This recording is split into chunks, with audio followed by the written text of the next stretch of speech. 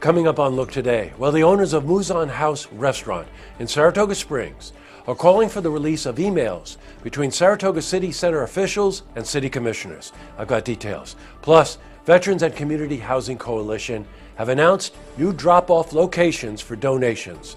More on that coming up. And the Purple Purse Challenge comes to an end. And Saratoga Springs' very own Wellspring is placed third nationally. I've got those details. All ahead on Look Today.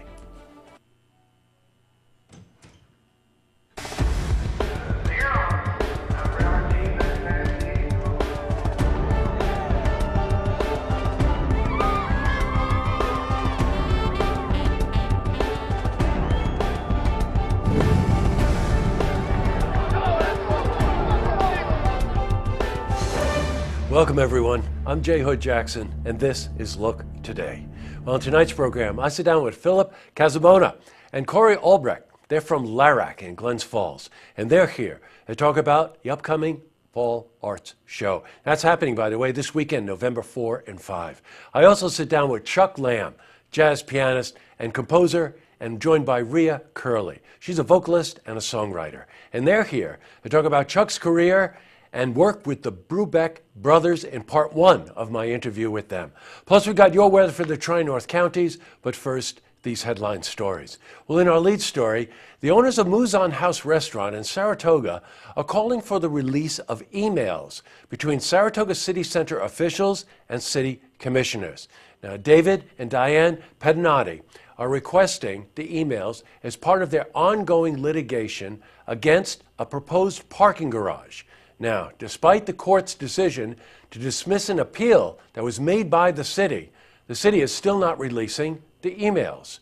Well, Diane spoke on this subject. The Supreme Court said that those emails should be unredacted. The city went and appealed that to the appellate division.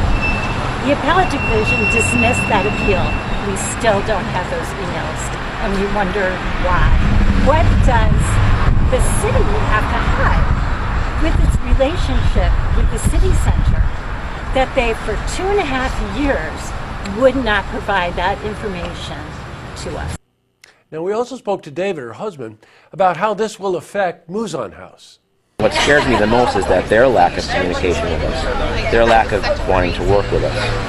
When we actually confronted them and told them, do you know that the construction, the mere construction of this business, of this parking garage would almost put us out of business? They said we are aware of that.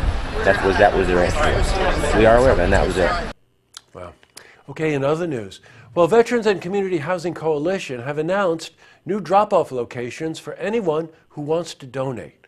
Now, all Saratoga County clerk offices will serve as drop-off locations, and donations for veterans are being accepted until November 8. Now, the coalition, by the way, is a nonprofit organization based in Ballston Spa, serving homeless military veterans. And we spoke to the executive director, Cheryl Hage Perez. Craig Hayner, the county clerk, this is like the third year in a row, has collected supplies for our veterans in our programs and in the community. And he has spearheaded this, and I can't even begin to tell you what a successful campaign it's been to help our veterans with items that we take for granted. Anybody who watches this show knows that Cheryl's a frequent guest here. She's just one of those people that's so passionate about what she does. So please, donate and help our veterans. Switching from news to weather, temperatures dropped. I think it was like mid-30s in the morning. It heated up, oh boy, a bold 45 degrees in the afternoon. Let's see how the rest of the week is shaping up. For a more detailed look at our weather, let's head to the Glens Falls Weather Center for a look at your first weather forecast.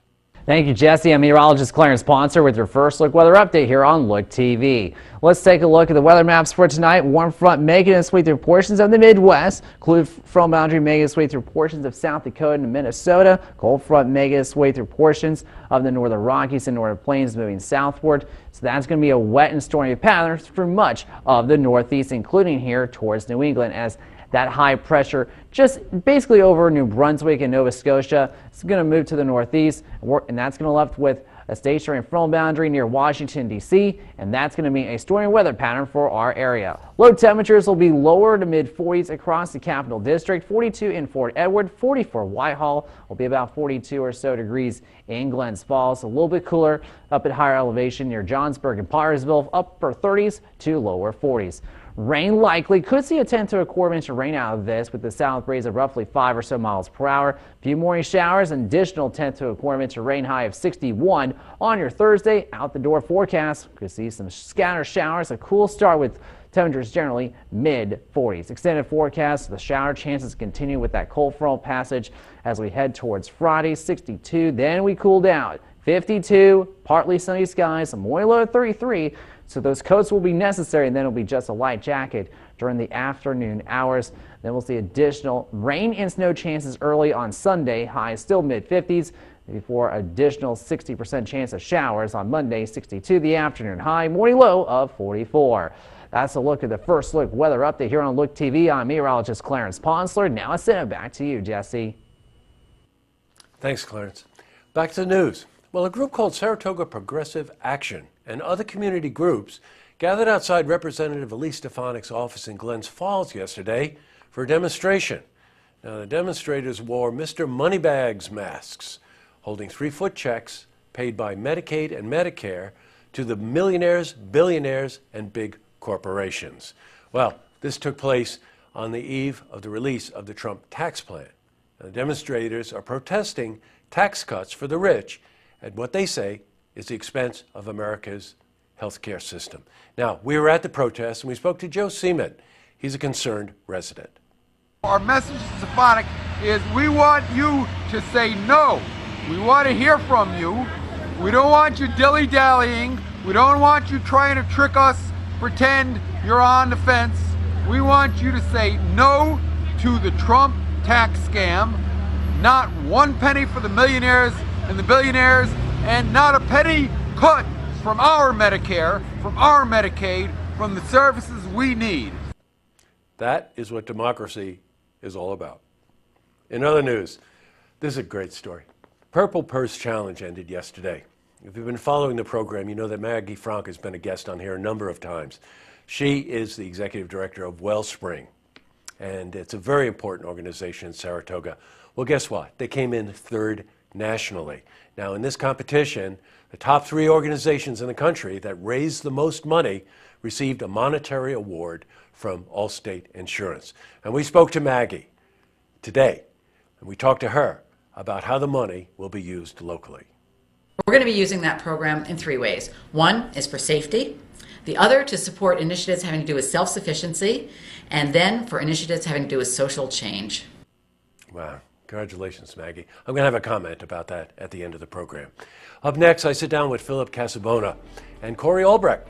They're from LARAC in Glens Falls, and they're here to talk about the upcoming Fall Arts Show that's happening this weekend, Saturday and Sunday, November 4 and 5. I also sit down with Chuck Lamb. He's a jazz pianist and composer, and we're joined by Rhea Curley. She's a vocalist and songwriter. And they're here to talk about Chuck's career and work with the Brubeck Brothers. This is part 1 of my interview with them. But first, if you see news happening, you want to share a story idea, how about join us for an interview? Then give us a call on the hotline. The number is 798-8000.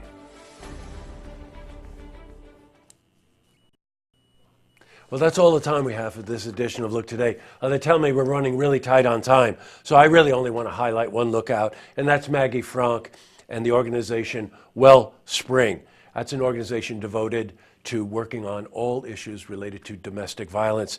Maggie raised a lot of money locally, which allowed them to compete in a national competition where they came in third out of, I think, 250 organizations to receive a monetary award from Allstate Insurance.